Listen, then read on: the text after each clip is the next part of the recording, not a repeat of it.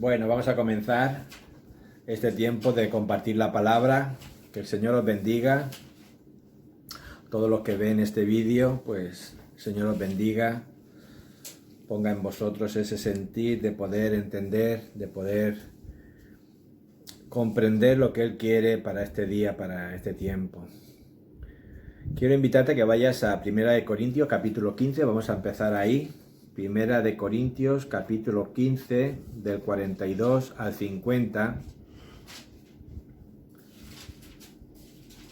1 de Corintios 15. Cuando lo tengamos decimos amén, o ya llegué. Del 42 al 50 dice así la palabra del Señor. Así también es la resurrección de los muertos. Se siembra en corrupción, resucitará en incorrupción. Se siembra en deshonra, resucitará en gloria. Se siembra en debilidad, resucitará en poder. Se siembra cuerpo animal, resucitará cuerpo espiritual. Hay cuerpo animal y hay cuerpo espiritual. Así también está escrito, fue hecho el primer hombre Adán, alma viviente, el postrer Adán, espíritu vivificante. Mas lo espiritual no es primero sino lo animal, luego lo espiritual. El primer hombre es de la tierra, terrenal, el segundo hombre, que es el Señor, es del cielo. Cual el terrenal, tales también los terrenales, y cual el celestial, tales también los celestiales. Así como hemos traído la imagen del terrenal, traeremos también la imagen del celestial. Y dice el verso 50, pero esto digo, hermanos, que la carne y la sangre no pueden heredar el reino de Dios, ni la corrupción hereda la incorrupción. Amén. Le damos gracias al Señor por esta palabra, por esta porción de la Escritura, y le pedimos a Él que sea quien toque nuestras vidas, quien toque nuestro entendimiento en esta mañana para poder comprender algo nuevo, algo diferente, algo que nos ayude, nos exhorte y nos anime a avanzar en lo que Él quiere para nuestras vidas. Amén. Hoy vamos a compartir un tema esperanzador, un tema pues que a todos todos esperamos, a todos nos gusta, y es la resurrección. Es un tema un poco complicado, por decirlo de alguna manera, porque no todo el mundo cree en la resurrección. Estamos los que anhelamos que eso suceda, y están los que no creen en nada de lo que dice la Escritura sobre esto, ¿no? Hay gente que no lo ve, hay gente que no lo entiende, que no lo creen como los que anhelamos y los que esperamos que eso acontezca. La resurrección, por decirlo de alguna manera, es una prolongación de la vida. Sabemos que hay una resurrección, dice la Escritura, y también sabemos que hay una prolongación a vida eterna o una prolongación a muerte eterna. O sea, eso también está en la Escritura. Entonces, el tema de la resurrección siempre es un tema de controversia, es un tema que es espinoso. No todo el mundo tiene el mismo pensamiento, ¿no? Yo quiero compartir este tiempo sobre la resurrección porque debemos de entenderla, y no solamente entenderla, sino vivir de la manera en que podamos obtenerla. Porque eso es lo crucial, eso es lo importante para todo hombre y mujer de fe, para todos aquellos que creemos en la venida de Jesucristo, en su segunda venida, en que vendrá a arrebatar a su iglesia. En ese momento donde Él arrebate a su iglesia, estaremos experimentando una transformación, estaremos experimentando un cambio en nuestros cuerpos. Ya no será un cuerpo físico para aquellos que en su venida aún estén vivos, no será un cuerpo terrenal, no será un cuerpo carnal, más bien será un cuerpo, será pasado a un cuerpo celestial, a un cuerpo glorificado, dice la Escritura en muchas partes. Va a ser un cuerpo diferente, ¿no? Entonces es interesante ver cómo el apóstol Pablo en su experiencia escribe estas cosas. Donde hemos leído el verso 12, en el capítulo 15, en el verso 12,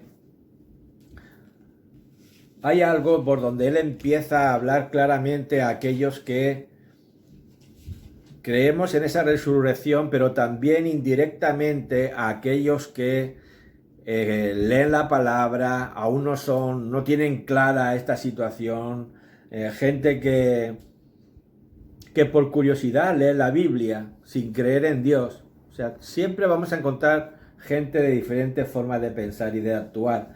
Y en el capítulo 15, en el verso 12, dice, en 1 Corintios, pero si se predica de Cristo, que resucitó de los muertos, ¿cómo dicen algunos entre vosotros que no hay resurrección de muertos? O sea, él tenía una conclusión. Él llegó a un punto donde, de alguna manera, el Espíritu del Señor, el mismo Jesucristo, se le aparece, actúa, interviene en su vida y empieza a hacerle ver a Pablo que sí que existe una resurrección, que sí que van a venir cambios en su vida, que sí que hay o existe una vida más allá de esta vida terrenal. Y Jesús empieza a manifestarse en la vida de Pablo. Entonces él, cuando escribe, él escribe con plena convicción de lo que está escribiendo. Él tiene claro, él tiene la certeza. Y él pregunta esto, ¿no? Él dice, ¿cómo dicen algunos que no hay resurrección? Si Cristo mismo resucitó de entre los muertos, si él hizo la evidencia de que existe esa alternativa. O sea, él le estaba diciendo a aquellos que tienen en sus mentes muchas veces el querer entender algo, pero que se niegan a creer que esto pueda existir. ¿Cómo puedes pensar así? Dice el verso 13 y el 14, porque si no hay resurrección de muertos, tampoco Cristo resucitó. Él no vio resucitar a Cristo, pero él sí que fue. O sea, Dios le dio la oportunidad, le mostró en su infinita existencia el que él pudiera ver esto. Acuérdate cuando Pablo perseguía a los cristianos. Acuérdate cuando él, teniendo cartas de autorización de los fariseos, iba en busca de los cristianos, los perseguía y los llevaba para ser juzgados. Y acuérdate la experiencia que él tiene delante de Esteban. Dice la escritura que él tenía cartas de consentimiento. Dice que las ropas de Esteban fueron puestas delante de él y que Esteban estaba siendo apedreado vivo por declarar y por hablar de la resurrección de Jesucristo, por hablar del testimonio del Evangelio, del cambio que Cristo hace en la vida de aquellos que declaramos y de que creemos y que queremos seguir en esta vida haciendo la voluntad y haciendo las cosas que Él dice que tenemos que hacer. Entonces, imagínate a Pablo en ese momento consintiendo la muerte de este hombre, de este seguidor de Jesús. Y ahora piensa por un momento, dice la escritura que cuando Esteban estaba siendo apedreado a punto de morir, él en su rogativa, y esto es algo fascinante, en su forma de interpretar el Evangelio y la vida de Jesucristo, la resurrección y todo lo que representa el cristianismo, él decía al Padre, Señor, perdónalos, porque no saben lo que están haciendo. O sea, qué forma de poder de Cristo en Esteban para que él, en esa situación tan crítica para una vida, donde uno sabe que va a morir, donde uno está sintiendo el dolor de ese apedreamiento vivo, él aún tiene, vamos a decirlo así, la osadía espiritual de levantar una oración de intercesión por aquellos que lo están matando y poder declarar, Señor, perdónalos porque no saben lo que hacen. Y allí delante estaba Pablo, escuchando la oración de Esteban, envuelto en ese odio, mezclado, no lo sé si serían con celos, de ver que un hombre estaba haciendo tal oración al mismo Dios en el que Pablo creía. Porque esto es sorprendente, la historia nos pone a un Esteban haciendo una intercesión a un Dios en el que Pablo tenía claro quién era. Pero había una pequeña diferencia. Esteban había conocido, había experimentado el estar en la presencia de Jesús y Pablo aún no lo había experimentado. Es después de esto, que es cuando, esto está en el capítulo 7 de Hechos, y es después en el capítulo 8 cuando Pablo experimenta lo que Esteban ya llevaba tiempo en su vida de haber experimentado, el haber conocido la persona, la presencia de Jesucristo. Entonces es importante entender las cosas tal y como las escribe ahora Pablo. Pablo ya no es el Saulo de Tarso, ahora es Pablo, el apóstol abortivo, como él se consideraba, que fue el último. Él sentía que era de los últimos que habían podido tener esa oportunidad de declararse apóstol, pero él entendía ahora lo que Esteban había vivido, porque él le tocó vivirlo. Entonces, hay poder en la transformación. Es el título del mensaje. Hay poder en la transición, hay poder en la transformación, hay poder en las vidas de las personas que decidimos seguir a Cristo, que decidimos honrarle, que decidimos cambiar nuestro estilo de vida, nuestra vieja manera de vivir. Como dice la palabra, como hemos leído, hay una parte terrenal en nuestra vida, pero el mensaje del Evangelio es un mensaje que está induciéndonos, que está haciéndonos ver que después de esta vida hay otra y que tú y yo tenemos que ser transicionados, tenemos que ser transformados para vivir en esa vida venidera, en esa vida futura que vamos a tener juntamente en Cristo. Y esto es interesante. Ese es el mensaje del Evangelio, lo que Dios ha hecho por el hombre a través de Jesucristo.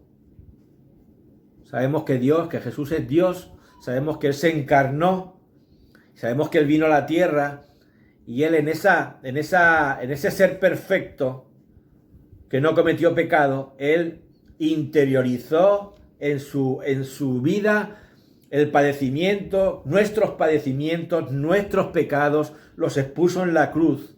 Y ahí en la cruz fue donde Él puso en evidencia al pecado y a la muerte. ¿Para qué? Para vida nuestra, para vida eterna, para que en nosotros se produjera un cambio. Entonces dice la palabra que ahora en Cristo todos seremos vivificados. Eso es lo que dice la palabra. En Adán, en el primer hombre, estábamos sepultados en la muerte juntamente, pero ahora dice la palabra que en esa obra de salvación regeneradora que cambia nuestras vidas, en esa obra vivificante, es donde nosotros ahora podemos encontrar esa vida eterna, ya no muerte eterna, sino vida eterna juntamente en Cristo. Amén. Gloria sea el nombre del Señor. Por eso dice la Biblia, porque así como en Adán todos mueren, dice la Escritura. Entonces,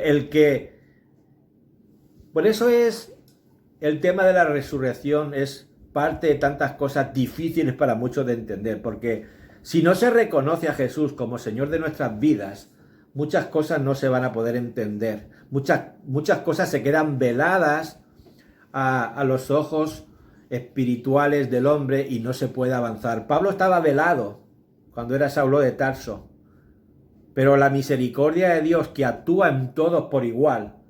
Por eso dice la Escritura que todos van a tener la oportunidad de aceptar a Cristo como su Señor y Salvador. Nosotros en nuestra mente finita no podemos muchas veces comprender de qué manera Dios a través de la obra de Jesucristo y en la persona del Espíritu Santo va a poder influenciar o va a poder tratar con toda la humanidad. Pero de hecho dice la Escritura que todos van a tener esa oportunidad. Entonces, nosotros tenemos que entender que hay un mensaje de salvación para la humanidad, para la gente, que tú y yo podemos ser esa porción de la palabra que pueda vivificar la vida de las personas que están muertas, las personas que espiritualmente están muertas, las personas que ahora mismo no entienden, de la misma manera que Pablo no entendía, y que a través de la vamos a decir, la actitud o el estilo de vida que se encontró delante, que era el de Esteban, empezó a entender cómo puede ser que este hombre esté muriéndose, lo estamos matando vivo. Y él está glorificando a Cristo, él está diciéndole al Señor, Señor, perdónales lo que hacen, porque en todo el Nuevo Testamento, cuando sale la palabra el Señor, se está refiriendo a Jesucristo. Jesucristo en el Espíritu. Y él estaba, yo me imagino a Pablo allí todo sorprendido a la vez que odiando a ese hombre, como diciendo... Y sin decirlo Esteban, estaba diciéndole en pocas palabras a Pablo, tú no tienes la razón, la tiene Cristo. Tú no tienes la autoridad, aunque vengas con cartas de autoridad. La autoridad es de Dios, la autoridad es de Jesucristo. Tú vas a vencerme en la muerte porque me vas a matar. Pero Cristo es el que me va a resucitar. El Espíritu es el que me lleva. Y él tuvo esa grandeza delante de Dios de poder orar así, porque estaba renovado por dentro, estaba vivificado, que eso es lo interesante del significado de estar vivificados. Es darle poder, darle vida a algo inerte. La muerte no puede con Cristo. ¿Por qué? Porque Cristo está vivificado. El poder de Dios en él, aleluya. Entonces la palabra de Dios nos habla de entrar en un proceso de cambio, de transición. Y la que tienes a tu lado, es necesario. O sea, necesitamos un cambio en nuestro cuerpo. ¿Por qué? Porque llegará ese día donde nosotros ya no estaremos aquí. ¿Quién no ha pensado en la muerte? ¿A quién no se le ronda ese pensamiento? Yo creo que todo el mundo. Unos antes, otros después, pero todos pensamos en la muerte de alguna manera. Me imagino que eso es progresivo. Conforme van pasando los años, uno se va haciendo mayor, uno piensa más en la muerte. Pero eso está ahí y va a estar ahí. Y los hijos de Dios y los que no conocen aún el Evangelio, porque sus mentes y sus entendimientos, su vista espiritual, su entendimiento espiritual aún no está, digamos, abierto, ese discernimiento, por esa negativa, por ese no aceptar ciertas cosas, pero todos vamos a tener que sufrir una transición, un cambio. Unos para vida eterna y otros para muerte eterna. Pero que sí o sí, todos van a cruzar esa puertecita, o llámale puerta grande, como quieras llamarle, que es el umbral de la muerte. Es un cambio, es una transición. A unos les va a llevar a vida eterna, como he dicho, y a otros les va a llevar a una muerte eterna. Pero que habrá ese cambio, va a haber. Porque dice la palabra que cuando Dios nos formó, en Génesis 2:7, Él habla de eso. Él habla de que hemos sido formados del polvo de la tierra. Y más adelante en Génesis 3:19 también nos vuelve a recordar de dónde hemos salido y a dónde vamos a volver. Entonces, dice la palabra que Dios formó al hombre del polvo de la tierra, Génesis 2:7, del polvo, o sea, del barro, de lo terrenal. Y este cuerpo te está diciendo que va a volver a lo terrenal. En Génesis 3, en el capítulo 19, vamos a volver a lo terrenal, al polvo, otra vez, de la tierra. Entonces, ¿qué es lo que se nos va a quedar? Se nos va a quedar un cuerpo celestial. Se nos va a quedar un cuerpo. Lo inerte se va a quedar aquí. Lo que no tiene vida. Lo que se queda aquí. Pero Dios nos ha permitido, porque dice la palabra, que cuando Él nos forma del polvo de la tierra, dice que Él sopló aliento de vida en nosotros. Entonces, eso quiere decir que parte de la esencia de Dios está en nosotros. Eso es lo que nos hace eternos. Ahora, nosotros tenemos que vivir de tal manera que cuando crucemos el umbral de la puerta de la muerte, no vayamos a muerte eterna, sino que vayamos a vida eterna, a vida con Cristo. Amén. Entonces, hay poder cuando uno empieza a conocer, a que uno permite que la obra del Espíritu de Dios, del Espíritu Santo, trabaje en nosotros. Hay poder porque empieza un cambio, empieza una regeneración. Pablo dice en 1 Corintios 15, donde hemos leído en el verso 22, porque así como en Adán todos mueren, también en Cristo todos serán ¿qué? Todos serán vivificados. Todos serán vivificados. O sea, vivimos, por decirlo de alguna manera clara, con un cuerpo adámico, pero podemos experimentar una transformación hacia un cuerpo vivificado, hacia un cuerpo de la manera en que Cristo quiere que lo entendamos y que vivamos. Es el único camino, escúchame bien. Esto sí que tiene que quedar claro en la vida de las personas. Todo el mundo busca, cuando uno empieza a cuestionarse sobre el más allá, sobre esto, sobre lo otro, uno busca en 1000 lugares cómo uno puede encontrar esa vida eterna, cómo uno puede encontrar. La historia nos enseña cómo los egipcios lo hacían, sobre todo los hombres de poder, de autoridad, hombres que tenían poder adquisitivo, se enterraban, dice las costumbres egipcias, se enterraban con sus tesoros, porque pensaban que lo iban a necesitar allí, a donde iban. Dice la Escritura claramente, naces desnudo y mueres como sin nada. O sea, no te vas a poder llevar nada. Al contrario, Jesús dice que hagamos tesoros en el cielo que no puedan ser corrompidos por las cosas, por los pensamientos, por la forma que nosotros tenemos de entender. Entonces, el único camino para acceder a esa eternidad es Jesucristo. Él ya lo dijo. Yo soy el camino, la verdad y la vida. O sea, está bien claro. Jesús es el camino. No hay otra forma de acceder. Ahora, también tenemos que entender algo muy claro. Nosotros no estamos capacitados para saber ir. Nosotros no estamos cualificados. No tenemos, digamos, la autoridad, el poder para poder acceder a esa puerta, cruzar esa puerta a la muerte y automáticamente ir a la resurrección. Nosotros no tenemos ese poder. No tenemos la sabiduría para emprender ese viaje. Entonces es en Cristo. Acuérdate de esto. Por eso dice la Escritura, y Jesús, él mismo se autoproclama, yo soy el camino, yo soy la verdad y yo soy la vida. 3 conceptos que tenemos que entender que es en Cristo cuando se accede. O sea, no es por lo que yo sé hacer.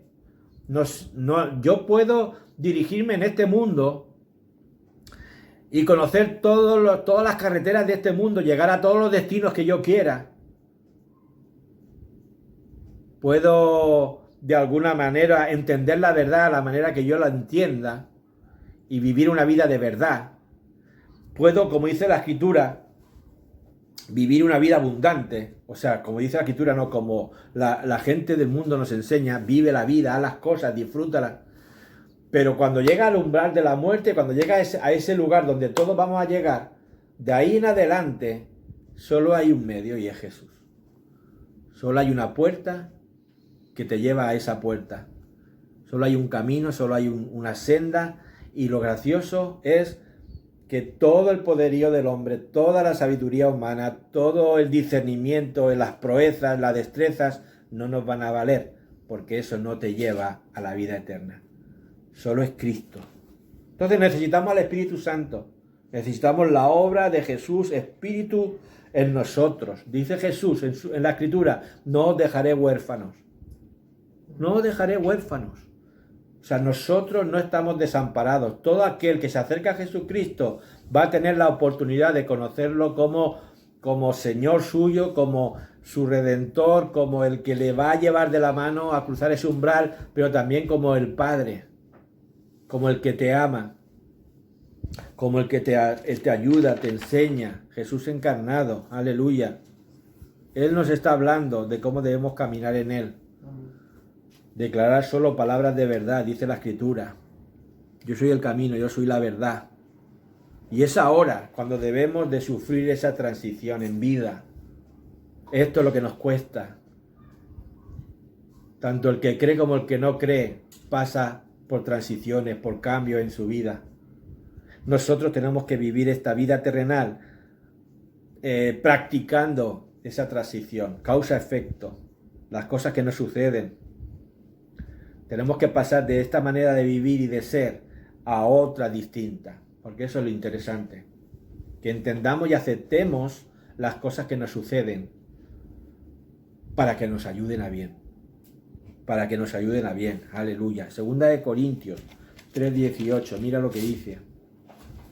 Segunda de Corintios 3:18 dice: por tanto nosotros todos, mirando a cara descubierta como en un espejo la gloria del Señor, somos transformados de gloria en la misma imagen como por el Espíritu del Señor.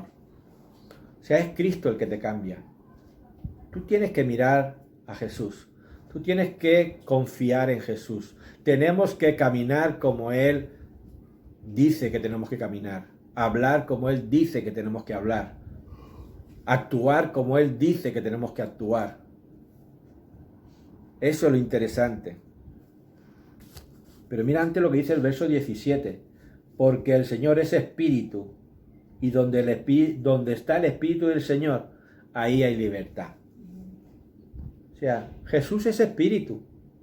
Ahora Jesús es espíritu. Él tuvo un tiempo donde se manifestó como Jesús hombre en carne. Pero ahora Él no es Jesús hombre en carne. Él es, dice la Escritura, que Él tiene que habitar en nosotros. En nosotros. Dentro de nosotros. Por eso dice la Escritura que ahí donde está el Espíritu del Señor, ahí donde Cristo está, dice que ahí hay libertad. Qué interesante. Donde el Espíritu entra, donde el Espíritu mora, donde el Espíritu habita, dice que allí hay libertad. Entonces, entendamos esto. Tenemos que cambiar nuestra forma de ser. Esto es progresivo.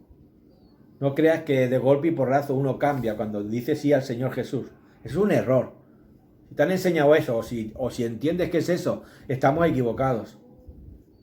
O sea, cuando uno acepta a Cristo, empieza un proceso en su vida de ir aprendiendo cómo Cristo quiere que viva en esta tierra, para que el día que llegue el tiempo donde tú vas a traspasar ese umbral de la muerte, tú estés apto y Cristo pueda decir: Padre, este viene conmigo. ¿Por qué? Porque ha cumplido con todo lo que yo le he dicho.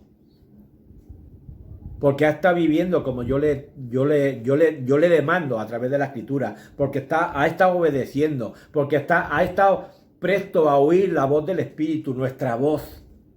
O sea, esa es la forma de ser, esa es la forma de vivir, esa es la forma en que nosotros nos tenemos que comportar. Segunda de Corintios 4:7 al 9, mira lo que dice. Pero tenemos este tesoro en vasos de barro. Ahí sale el viejo hombre, o sea, como Dios nos formó. Ahí sale el cuerpo carnal. Pero tenemos este tesoro en vasos de barro. O sea, el tesoro está en nosotros. O sea, el que tú aceptas a Cristo como tu Señor y Salvador es el comienzo de un cambio en tu vida para transformación a mejor, a vida eterna. Ahora, dice, este tesoro está en vasos de barro, ¿para qué? Para que la excelencia del poder sea de Dios, o sea, para que no seamos nosotros glorificados. Para que sigamos entendiendo que no es nuestra sabiduría, no es nuestra habilidad, no es nuestra destreza, sino que Cristo, la presencia de Jesús, esté dentro de nosotros, esté en nosotros. Dice, y no de nosotros, que estemos atribulados en todo, mas no angustiados, en apuros, mas no desesperados, perseguidos, mas no desamparados, derribados, pero no destruidos. ¿Sabes lo que me gusta de estos dos versos, del 8 y del 9? Que Pablo va enumerando circunstancias en la vida que nos vienen, pero él dice, mas no, como diciendo, me pueden venir cosas desastrosas, me pueden venir momentos negativos en la vida, mas no voy a perecer, mas no voy a aceptar. O sea, son palabras vivificantes para la vida del creyente, palabras que traen algo diferente, que traen un cambio. No aceptar las cosas negativas para la vida. Sabemos que están, sabemos que nos vienen, pero no conformarnos a ellas. Eso es lo que diferencia el que cree en Dios del que no cree en Dios. Porque el que no cree en Dios puede tener una cierta fe, un cierto conocimiento, una cierta fortaleza, una cierta manera de interpretar la vida y pelear y avanzar, pero no tienen esa seguridad de que un día van a ir a vida eterna. Porque eso es algo diferente, ¿no? La actitud correcta es pensar que en toda tribulación, en medio de todo lo que representa este verso 8 y 9, que te pueden venir cosas, tener la certeza de que en Cristo se van a superar de una manera diferente. Esa es la realidad. Palabras vivificantes, palabras que desaten el poder de Cristo en nosotros. Porque ya te recuerdo que no son nuestras propias fuerzas, sino el poder de Cristo en nosotros, el que hace que seamos diferentes. Dice la Escritura. Qué interesante. Llevando el cuerpo siempre por todas partes la muerte de Jesús, para que también la vida de Jesús se manifieste en nuestros propios cuerpos. O sea, la gente llegaría al momento donde verán lo que le pasó a Esteban con Pablo y a Pablo con Esteban. O sea, Esteban llevando la muerte de Jesús y Pablo sin entenderlo. O sea, la gente no entiende cuando nosotros por amor a las personas perdonamos en vez de no perdonar. Por eso esa cuestión, esa pregunta que los discípulos le hacían a Jesús, ¿cuántas veces tengo que perdonar? 7 veces. Jesús por dentro se estaría riendo, no Pedro. 70 veces 7. Como diciendo, todas las que hagan falta. Entonces ahí es donde somos o entramos en el proceso de ser transformados. Cuando tú te viene alguien y te hace una de esas malas que te duelen, pero tú en vez de albergarlo en tu corazón para que produzca ira, para que produzca dolor hacia esa persona, para que produzca lo malo, automáticamente tú te autodeclares a ti mismo, no, esto no es así, yo tengo que perdonar. Lo primero que te vas a hacer es buscar el perdón conmigo mismo. Y segundo, perdonar lo que este hombre está haciendo conmigo. ¿Por qué? Porque eso es lo que te transforma. Y cuando Pedro le pregunta esto a Jesús, cuando los discípulos hablando con él le preguntaban estas cosas y él dice 70 veces 7, es porque Jesús entendía que iban a entrar en un proceso donde no a la primera se sabe perdonar o se puede perdonar, sino que hay un proceso de perdón sobre esa situación en concreto donde quizás te cueste perdonar 10 veces. ¿Por qué? Porque hasta la que hace 9 aún no has perdonado. En palabras estás intentando perdonar, pero llega un momento que no terminas de perdonar y sigue esa lucha contigo sobre el perdón, que no terminas de vencer esa situación. Entonces es interesante que dice la palabra aquí, llevando en el cuerpo siempre por todas partes la muerte de Jesús. Jesús perdonó en la cruz a todos. A todos. Escucha, ¿cómo puede ser eso? No se le escapó a ninguno, no se le olvidó a nadie. No. No se le olvidó a nadie. Perdonó los que habían vivido antes que él, los que estaban en vida durante la presencia de él y los que aún no habíamos nacido. Perdonó los pecados, los errores que fuéramos y que cometieron todos. Qué interesante. Tenemos que actuar de esta manera. Palabras vivificantes, palabras que cambien. Esto hace el Espíritu del Señor en nuestro espíritu. Hacernos que cambiemos de actitud. ¿Cuántos lo creen? Amén. Dice la palabra en el verso 13. Eso dice, creí por lo cual hablé. Nosotros también creemos, por lo cual también hablamos. Segunda de Corintios estamos, capítulo 4, verso 13. O sea, te lo está diciendo claro el Señor. Vive así, actúa así. ¿Estás creyendo en mí? Te lo está diciendo Jesús. ¿Estás creyendo en mí? Entonces, vívelo, háblalo, decláralo. Suelta por tu boca las palabras que traigan vida. Y que traigan vida en abundancia. No palabras que aten a las personas, no palabras que destruyan a las personas. Oye, escúchame una cosa. Vamos a tener muchas veces momentos donde lo que hablamos va a hacer daño a la gente. Pensando que hablamos algo bueno, va a hacer daño a la gente. Entonces, piensa cómo vas a hablar antes de hablarlo. Piensa lo que vas a decir. Piensa si vas a dañar o no vas a dañar con lo que digas. Es interesante, porque de alguna manera todos estamos conectados con todos. Todo tiene un porqué, todo tiene un tiempo, todo tiene un momento. y las cosas salen. Lo que tú digas de una persona, si la persona no lo oye en ese momento, con el tiempo lo va a oír. Con el tiempo lo va a sentir, lo va a ver. O sea, entonces tenemos que ser sabios en cómo actuamos, en cómo decimos. Y esto es como hemos dicho en el proceso. Esto a lo mejor quizás no lo captas o no lo entiendes la primera, la segunda, la tercera, la cuarta vez. Y caemos en errores. Y pagamos el precio de los errores. Pero quizás llega un momento donde tú entiendes que no merece la pena hablar mal de la gente. Porque no te edifica. Primero a la persona no la edifica, pero es que a ti tampoco te edifica. Porque no son palabras que traigan vida, no son palabras que levanten poder y fuerza de algo inerte. Al contrario, entierran más. Hay palabras que entierran más lo que ya sabemos de una persona. Entonces tenemos que tener cuidado. Hoy día se habla mucho de la gente tóxica. Cualquier cosa que tú veas por ahí, la gente tóxica. No te acerques a la gente tóxica. No vivas en ambientes tóxicos. Debemos ser sabios. Saber vivir y comportarnos en medio de este mundo. A veces tendrás que entrar en ambientes tóxicos. Pero es la realidad. No para que te contagies de lo tóxico. Pero Jesús estuvo en muchos ambientes. Y no nos gustan. Intentamos evitarlos.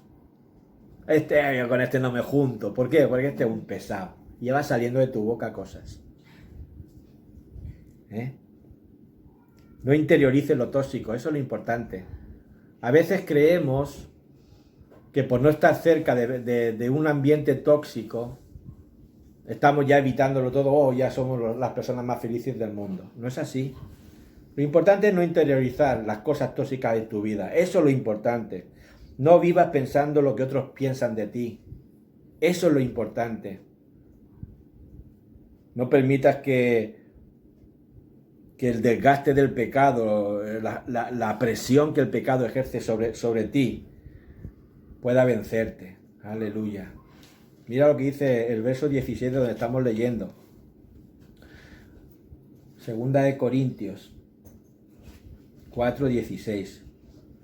Por tanto, no desmayamos. Antes, aunque nuestro hombre exterior se va desgastando, el interior, no obstante, se renueva de día en día. Eso es vivir con pensamientos vivificantes. Que te pueden venir cosas, sí, te van a venir. Pero Pablo aplicaba palabras de vida a las cosas. Pablo se manifestaba con acciones de cosas vivificantes, cosas que le renovaban, palabras que comunicaban energía. ¿Estamos entendiendo el mensaje esta mañana? Es corto, cierro con este pensamiento, ya estamos terminando.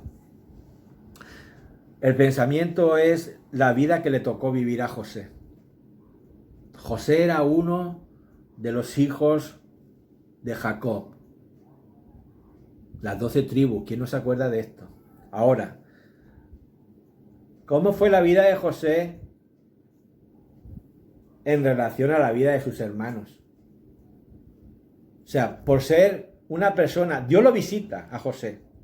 Yo me imagino que Dios visitaría a sus hermanos, igual que quizás lo visitara él, pero José cogió las cosas de Dios, las visitaciones de Dios, las cogía de una manera especial. Y él, cuando Dios lo visita, cuando Dios le da esos sueños que dice la Escritura que le dio, él los habla, los interpreta, los cuenta. ¿Y qué es lo que produjo en sus hermanos? Produjo odio, produjo malestar. Su propia madre, sus padres se ofendieron, aunque sus padres, dice la Escritura, que ellos guardaban ese pensamiento, el por qué decía esas cosas. Pero en sus hermanos principalmente lo que generó fue odio. Entonces nos encontramos a un hombre que Dios lo visita, le habla de las cosas futuras, le habla de su vida, le muestra un camino por el cual él va a pasar. No le cuenta todo en su vida. Pero ¿qué pasa? Que entre esas muchas cosas que José tuvo la oportunidad de experimentar, experimentó odio, experimentó maltrato, experimentó desprecio. hasta incluso una intención por parte de los hermanos de asesinarlo. O sea, José vivió encarcelamientos.